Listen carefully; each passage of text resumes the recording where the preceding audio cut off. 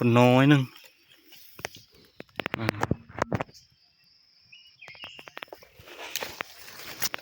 ตกนี่บ่นี่แม่นเลยตกนี่อะไรทุกคนเลยที่เลยเห็นบ่ปะนี่อะไรวะ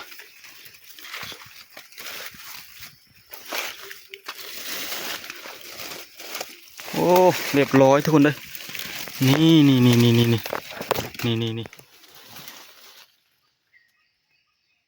คอมันเรียบร้อยแล้วทุกคนเลยโอ้ยต่อไป2 นาทียี่ห้อ2 นาทีซ้ำชุดใหญ่2 แต้มเหมาะตัวบักใหญ่ทั้งหมดจัดไปครับขนาดคนอยู่ค่อยโตมก็เลยมันเข้าไหวก็เลยมีไก่แม่นะแห้งเข้าไหวไก่นะกาสักทายสวัสดีสิสบายดีตอนเช้านะตอนเช้าวันนี้เอามาหาเช้าคือเก่าทุกคนเลยไก่ป่าขันเซลเลยทั้งไก่บ้านไก่ป่าแกมไม้แกมหน้าเขานี่พากันง่ายๆออกกับทีมงานเดี๋ยวถ้าที่ตามเบิ่งมันจิมาเด้อบ่ตอนแรงวานนี้มีแต่ความเกตเพิ่นได้ไก่แม่ตัวนึงเดี๋ยวต้มกินข้าวแรงกันเลยหันอยู่ตัวนี้ค่อยชอบมันนอนเมื่อวานนี้เห็นมันนอนเลยตอนนี้นี่5 โมงถึง0ทุกคนเลยเดี๋ยวจะเข้าเบิ่งว่ามันได้หรือบ่ปดตองดังฮักขนาดรถ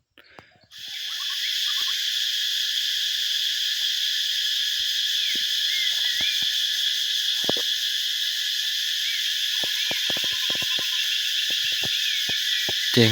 มาโลคันไม่ไกลกันทุกคนเข้ามามิดจิลีเลยนี่ตัวน้อยยังเสียงโคมมาเสียงบินไปมันไม่เห็นเสียงโคมมาบินไปมันออกไปแจ้งคักเลยแง่พายเขานี่ไก่นี่นะมันเห็นค่อยก่อนนะนี่เสียงโคมเลยก็มันตัวนึงหันอยู่มันเดือดมันเอิกนะ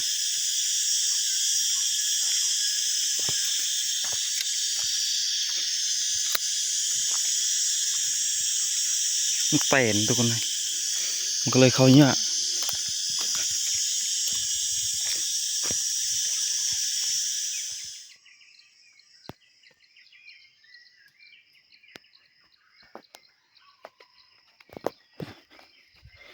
ไก่ปลาขันเชิง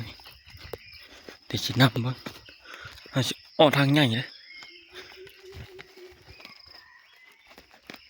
อยู่ไหนนี่นั่นแต่เขาเจ้าเข้าก่อนเลย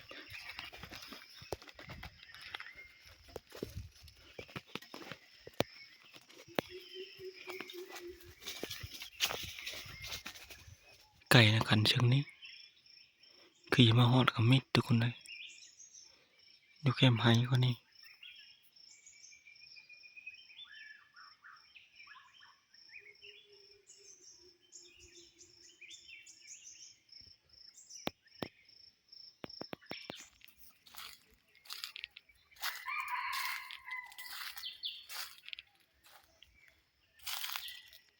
ตลกตะคอนอยู่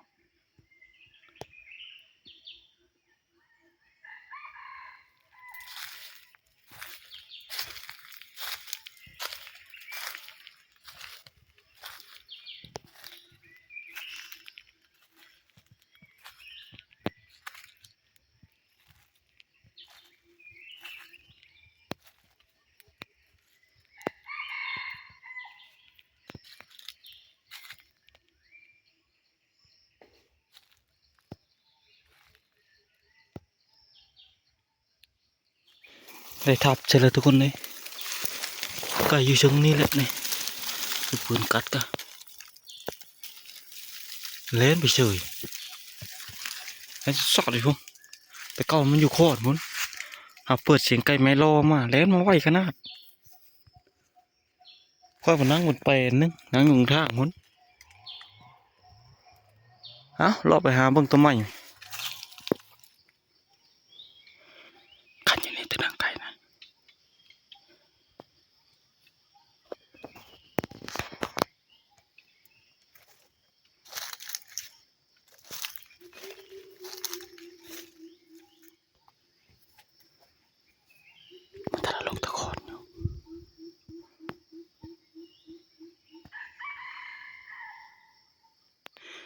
ไก่นี่มันเล่นมาแต่พวกไก่นั่นมันอยู่โคนพวกเฮาก็แก่มันบินมาลงมาแล้วขึ้นจำงามไหมทุกคนเลยแต่ว่ามันจะถึกหรือเปล่าที่เข้าไปเบิ่งดูเป็นแปลนนี้เลยงามไม่หักลงนี่เราไปถึงนี่ถึกเลยเนาะถึกแล้วทุกคนเลยเป็นอยู่ขนมันคนน้อยนึง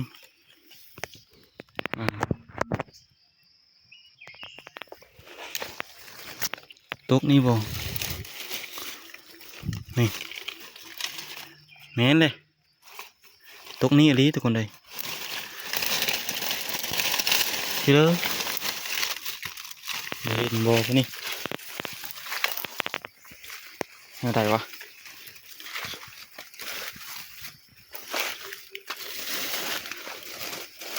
โอ้เรียบร้อยทุกคนเลยนี่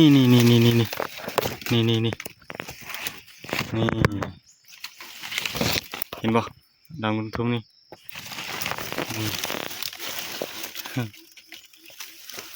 มาแล้วตัวแรกแหกมานทับช่วย2 บาทรอบเช้านี่หักได้ตัวนึง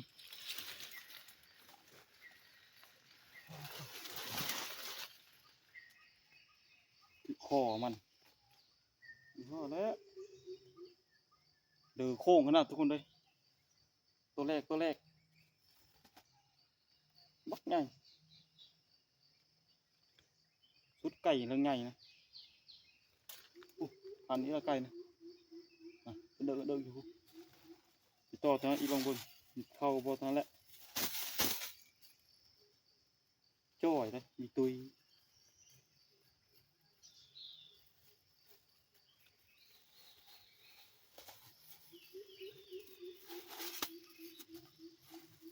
ตัวนี้ก็เอาละตัวแรกครับ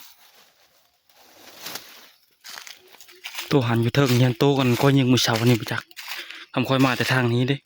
คนละห้องนี่มาทุกคนเลยมาตามเสียงไก่ขันเดี๋ยวจะไปเบิ้งเสียงมันหันจะกล้าได้ไก่หันแจงคักขนาด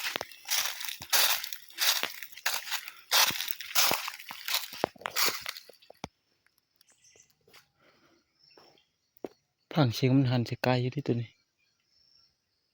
ไก่นะชุดเชียงบำน่าจะคนละตัวกับตัวควายยิงมือเช้านี่ควายยิงอยู่นี่ก็ผ่านอยู่ปุ๊บ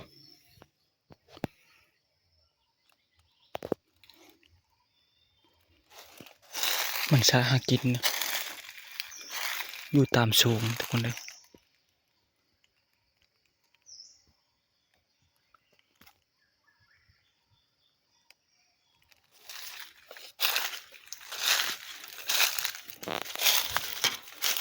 ต้นไม้มันหันเชิงนี้แต่มันเศร้าขันเลย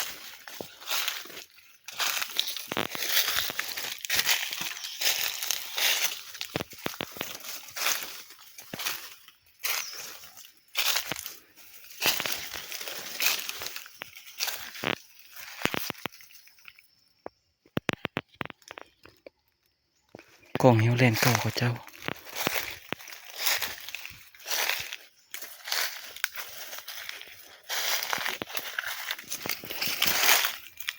ไก่ปลาอยู่ในนี่มันสาหากินได้หลายนะ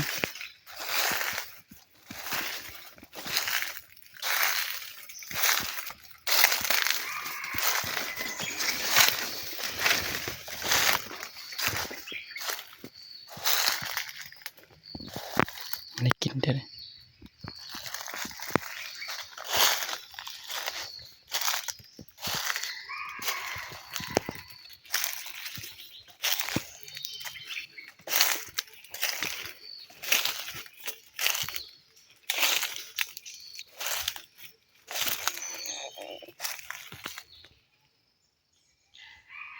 เรียบร้อยแล้วทุกคนเลยโอ้ยต่อมี2 นาทีมี2 นาทีซ้ำ2 แต้มไปเจาะเลยมันนี่ มานี่แล้วมานี่แล้ว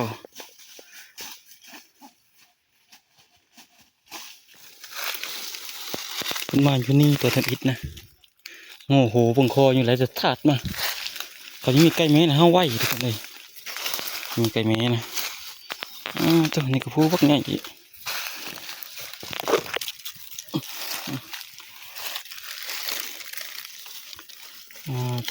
เดือนะซ้ำดีทุกคนเลยความใหญ่นี่ก็เดือโค้งก็ดี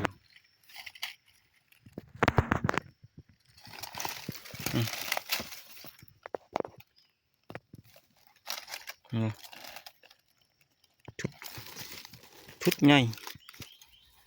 สองเต็มเหมาะตัวบักใหญ่ทั้งหมดยังพอแล้วเนี่ยทุกโหมันทุกคนเลยโอ้โหคักกันเลยทุกขามนี่เนี่ยโอ้ยช่วงนี้กว่าแก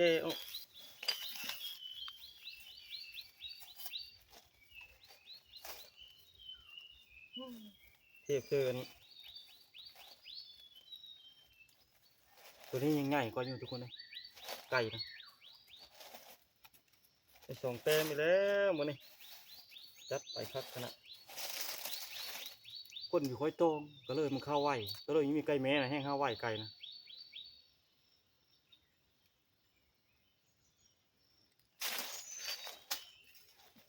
เราไปต้นสายแล้ว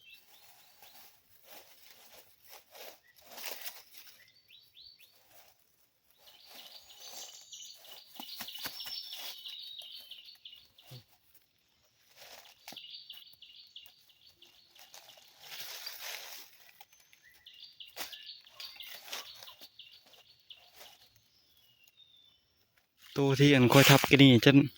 คนละโตไปเพราะว่าตัวค่อยก็แก่มันอยู่พี่ไก่นะพอมันมาทางพี่ไก่มาทางห้องพี่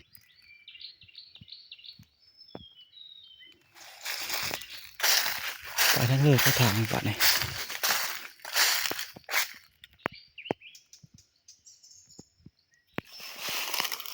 สะมากินเท่านี้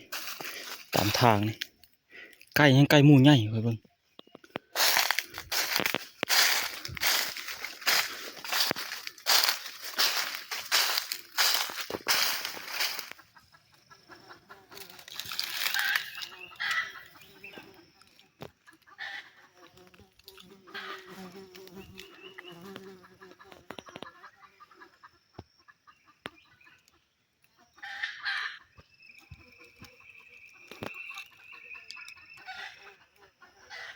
ปล่อยกระโตมัน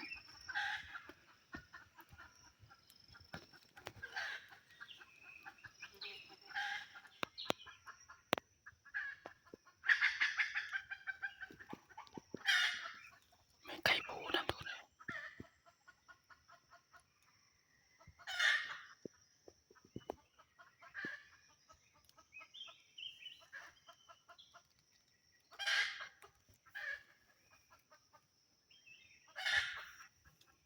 ไก่ปูไก่แม่ยังไง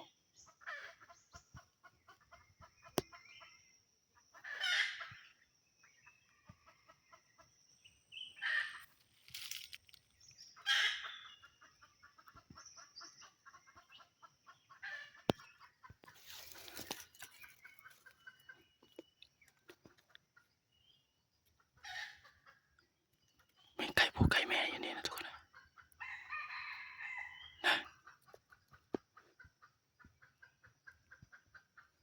ไก่แม่อยู่ตั้งไก่ปูอยู่ลม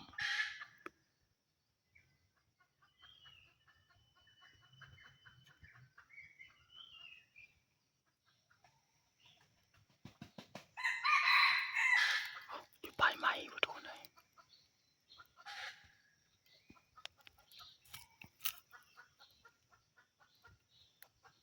เอาว่าเข้าทุกคนปินไว้ละแต่ไม่พูดไก่แม่ก็แกกับพวกเขาเปิดชีไก่ผู้ขันกับพวกเขา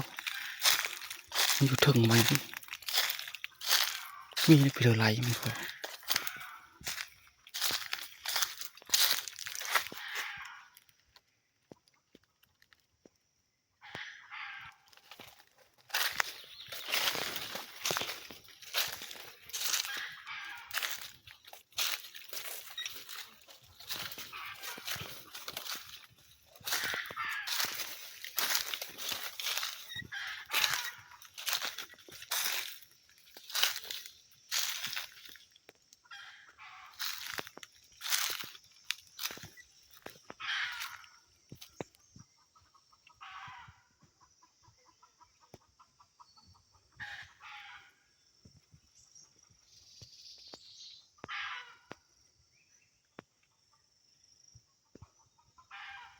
ไก่ยืดดงนี่ว่าไก่หลายทุกคนเลย6-7โตบ่ได้จักโตมันไปนี่มันมีเห็นมันก็มันเห็นค่อยนี่เอาเลาะไปต่อจิเลาะไปเลยที่แถวนี้แหละไก่นะนั่งตามทางไปนี่แหละเอาดงมันวิวจากดงในแถวนี้เลยเหตุที่เคยมาจากเธอนี่ครับครั้งแรก ไก่ป่าหลายครับตัวนั้นอยู่ไหนเนี่ยโยม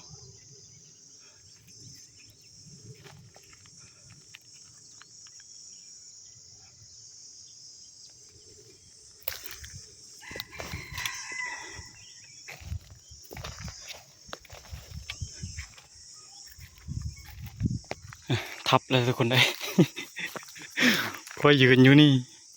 ใกล้นั่นมาฮอดนี่เลยนี่หมดลักนี่ดำมัดกว่านี้นะแบบปื้อเลยมันกัดมันมายืนมันเยี่ยมอยู่นี่โลดใกล้นี่เห็นยังอยู่ไกลเนี่ยแต่ค่อยมันถ้ามาเคอหยะไม้อย่างนี้มันยืดคอมามีได้ทำ ว่านึ่งกับมีได้ทุกคนเลยผ่านเกตอยู่นี่วู้ตัวนี้ก็หันอยู่นี่ไก่นะไก่ผู้โชกโตทุกคนเลยตึงอยู่นี่ตึงไปกับไก่แม่ก็มานำเดียวมันยังอยู่ผู้เฉิดจังหวะถือไปอยากฮะมีถือก็บ่เป็นหยังทุกคนเลยเอาได้2 แต้มอยู่ผ่านเกตดีละมาทางเลยพออยู่ใกล้กะ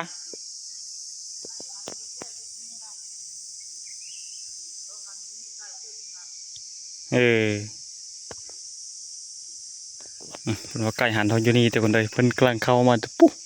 เลาะดงกับผู้มาแต่ค่อยห้ามก่อนค่อยน้ำมาทั้งพุ่นอย่างนี้เชี่ยมันขันตอบเดียวใช่มันจะต่อเดียวตัวนึงน่าจะเข้าพุ่นตัวนึงก็ได้ยินนี่เสียงมันหันชุดเสียงวอยๆอยู่ปุ๊บสังเกตอะไรวายตัวละจัดอะไรเกิดอยู่นี่ ยิ่งไก่มีหันไหนหันตัวจะนี่ล่ะไก่เฉลยยิ่งไก่5 บาทละแต่ชงโตซะนะ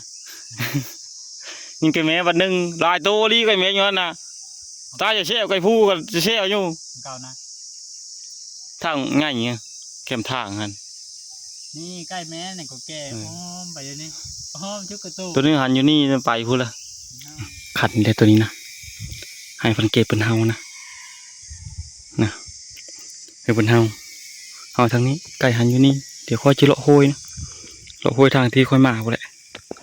มานี่เจอเขามาให้พวกเป้าห้องกินทุกคนเลยนี่มีแต่เสียงวู้ว้าวอยู่หาเลยพวกกระโตพี่เห็นจะมาอยู่นั่นเลยมันมีตีกินขึ้นลายนะกินอิ่มเลยนี่เสียงป้ามันวู้ว้าวอยู่กระโตไม่ได้อยู่ทางเลยห้องเกลียวออกมาเลยห้องเลยกันเลาะเกลียวมาทีไงมาบอดนะ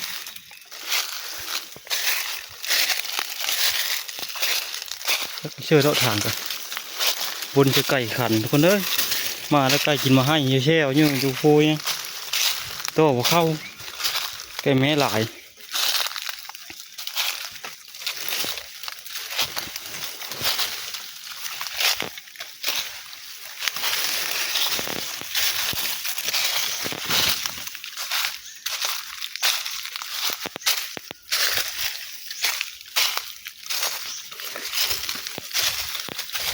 เจอทางเลยทางน้อยทางคนยางสีน้ำทางให้เราไปเลือกไปทางเลยด้วย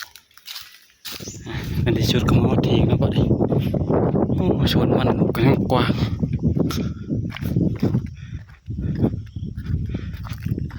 ประชาชนมามาดิโอ้อยู่เด้อหันตัวไปแล้วหันลายไก่เนาะได้ตัวไก่นะได้ตัวนี่ได้ตัวก็ไก่5 ตัวมาหนาวมาผู้เดียวได้กินเฮ้ยทิพตัวเอ้ยโอ้ลายดูนี่ลายนึงเจอโอ้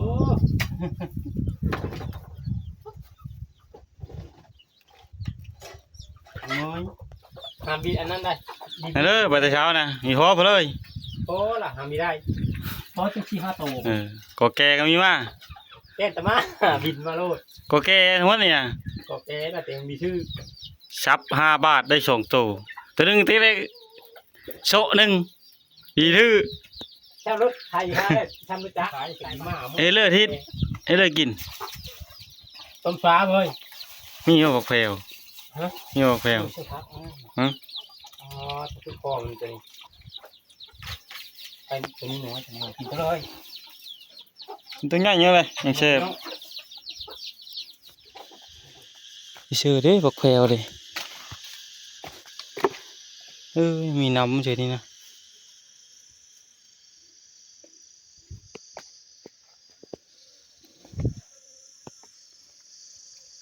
เอาบักแพรวอยู่นี่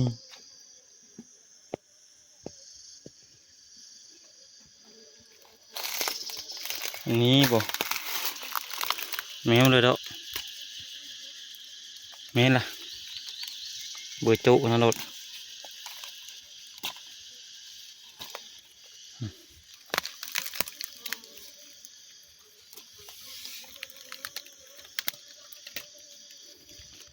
น่าจะพอแหละตัวเอาหมดเว้ย มัด หมดตลอดสังเกตนี่ต้มสวาเลยมือนี่เคยกระชาบแล้วเนาะชิมมือทิพย์เด้อโคคนมือนี่ อันนี้เชื่อเลยเว้ยจะชื่อไหมมีหอมกับชื่อไหมคือบอก ไอ้ป้าเพิ่มน้องดีได้กินเชื่อโตไปเถอะกันได้กิน แม่นมก๊อกเอามากินไง ตามเพื่อละอยู่นี่ซ้ายตามว่า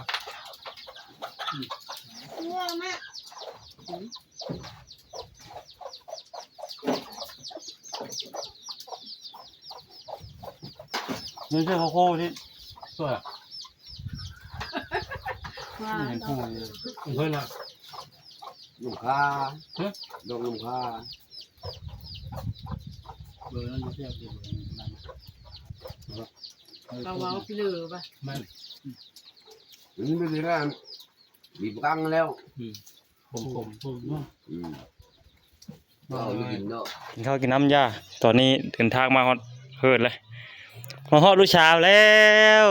โอ้ยเปิ่นวัดอยู่เลยเฉย เฮ็ดเผยน่ะหมอกินข้าวละกินมาชิงไก่นะลูกกินว่าไก่ป่านะลงปองอันนี้บ่ใหญ่นะมูอีกทึกบ่ตุ้ยบ่พี่พี่เลยจะมั่มจะมือตลอดหารขายน้ำเพิ่นก็มีแต่ประตูทุกคนเลย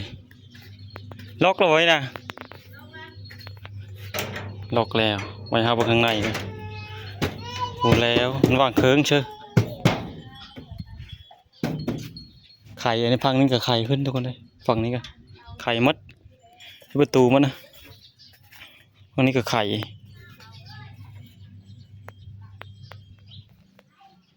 ไข่นี่ก็มัดมันงบหลายเติบนี่เฮ็ดนี่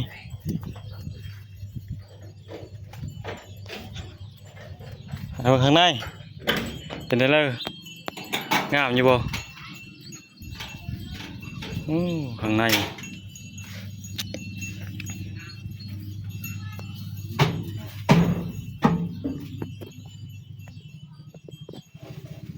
มันว่างเคิร์งไว้นะ ยังบ่มีเคิงยังบ่มีเงินซื้อได้ทาน แล้วแต่หานี่มีเงินลงทุน เฮ็ดหาแล้วก็เม็นเงินพร้อม กับประมาณอยู่วันโล่มมดนี่ประมาณอยู่10,000 กว่าบาททุกคนเลยกันตีเป็นเงินบาททั้งช้างทั้งไม้ทั้งเขาเฮ็ดนี่ถ้าละให้ค่าช้างก็ได้หาอำนาจก่อนมานี่นึกว่าอากาศเอาพันคอยนะเอาเดี๋ยวรอนะเดี๋ยวตั้งแต่การคลิปวิดีโอนี้ก็บ่มีพลายก็อาจจะได้ก่อโจลงมานี่เลยค่ะเขามันก็เจอพี่ที่กำลังติดตามครับพอได้มาจากคนในคลิปหน้า